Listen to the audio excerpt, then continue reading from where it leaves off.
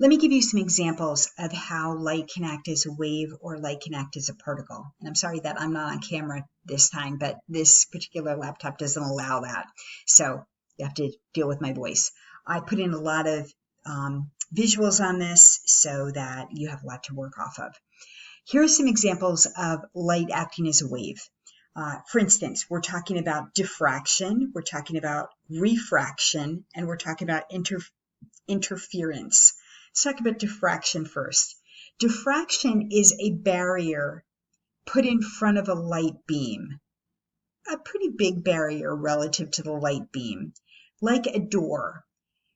The light beam can be directly behind the door, but you can see here that by diffraction, the light beam can take an angle and it can also glow around the door. So in this way, light acts as a wave going around a barrier. For refraction, light in a prism is an example of that. Refraction is bending the light due to a new medium. For instance, the light coming through air is one medium. The light going through a prism, a glass prism, is an entirely different medium. When light hits a new medium, it will go through that medium according to its wavelengths, and it will often split the wavelengths according to the medium. Glass is perfect for this.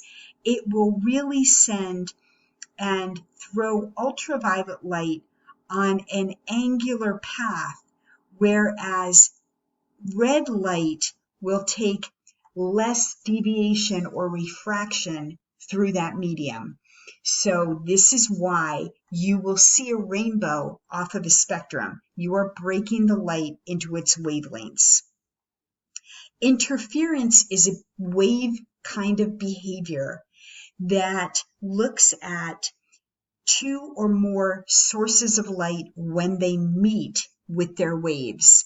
And you're noticing here that there are two sources of waves here. This happens to be in water. Water is a lot like the behavior of light in waves. And you notice that when these two systems meet, they interfere with each other and cancel each other out in some spaces, and those spaces are dark, and other spaces they really amplify each other and become much brighter. So that interference is a wave behavior of light that makes it a lot like water. Let's move on to how waves are like particles. Waves are like particles when they hit very, very, very small barriers like water vapor. You can't see water vapor, and water vapor is not steam and it's not a cloud. Water vapor is invisible, but water vapor can scatter light, and red sunsets are an example of scattered red light.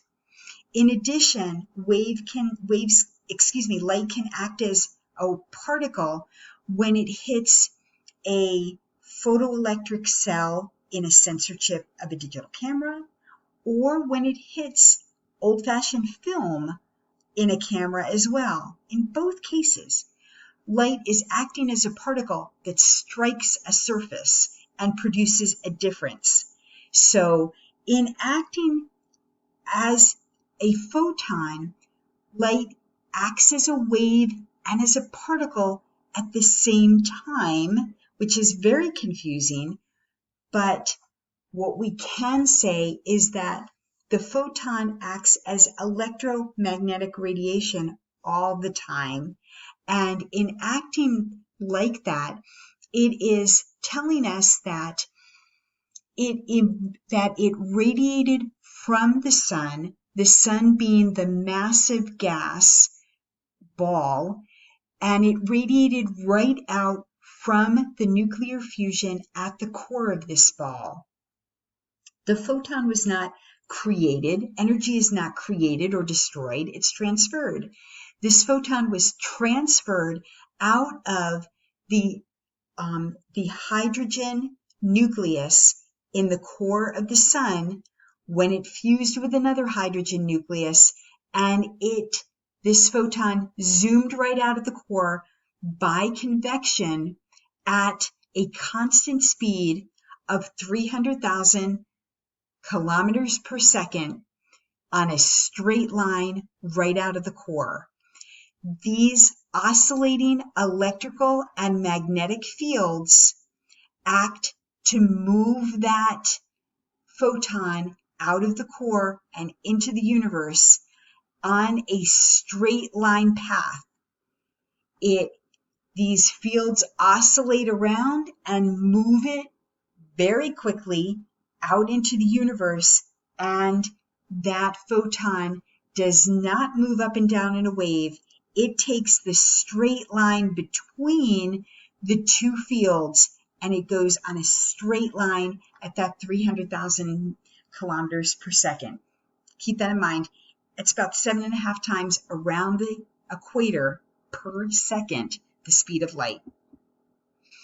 In talking about all of the different wavelengths that can come out of the sun, and the vast majority of those wavelengths are helium, we talk and identify all of the different elements and wavelengths that come out of the sun by their wavelength, and their wavelength is their distance from peak to peak, or from trough to trough. Same distance, peak to peak or trough to trough. You could look at it on the electrical field, and that would be identical to peak on the magnetic field, or trough to trough on the magnetic field. Helium has a certain wavelength, and iron has another wavelength, and carbon has another wavelength, so that we can identify what's coming to the Earth by the wavelengths that we see coming toward us in space. We also talk about the frequency of the energy coming toward us from the sun, and that frequency is the number of wavelengths per second. So that is also a measure of the energy that's coming toward us. The frequency is the number of wavelengths per second. When we talk about these wavelengths, we can talk about radio waves that we generate ourselves, or that we pick up coming in from space. And we can talk about X-rays that we generate ourselves, or that we catch coming in from space. We can note the difference between the two by their wavelength. The AM radio waves are of a very great distance from peak to peak, about 100 meters from peak to peak. And that long wavelength is associated with low energy. That's why we can have AM radios all over our house, and nobody talks about any health effects due to energy of AM radio waves, because these are low energy waves. I could tell you a story about AM radio waves, but I won't go into it now. It's a pretty good story though. X-rays, on the other hand, are very harmful. These are a very, very small wavelength that is measured in 10 to the negative 9th meters. These are very, very small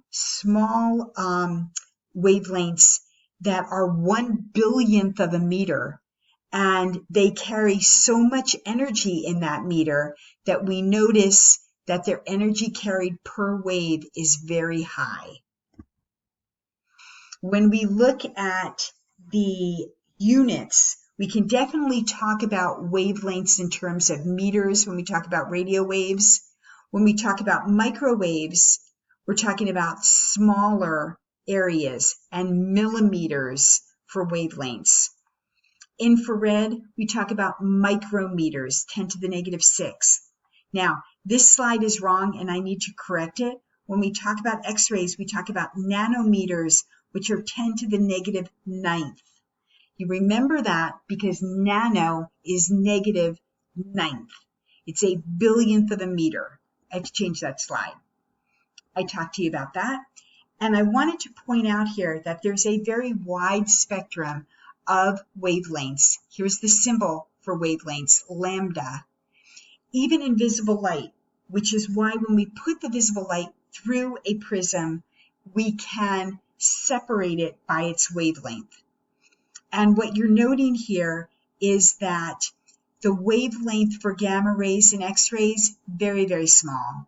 The wavelength for AM radio waves can be almost as high per wavelength as Mount Everest. Just an incredible difference. When we talk about the sun and what it emits, we are talking about a very, very wide spectrum of wavelengths that goes everywhere from very high energy ultraviolet wavelengths to very low energy AM radio waves. The majority of what the sun emits, thankfully, is in the visible light spectrum.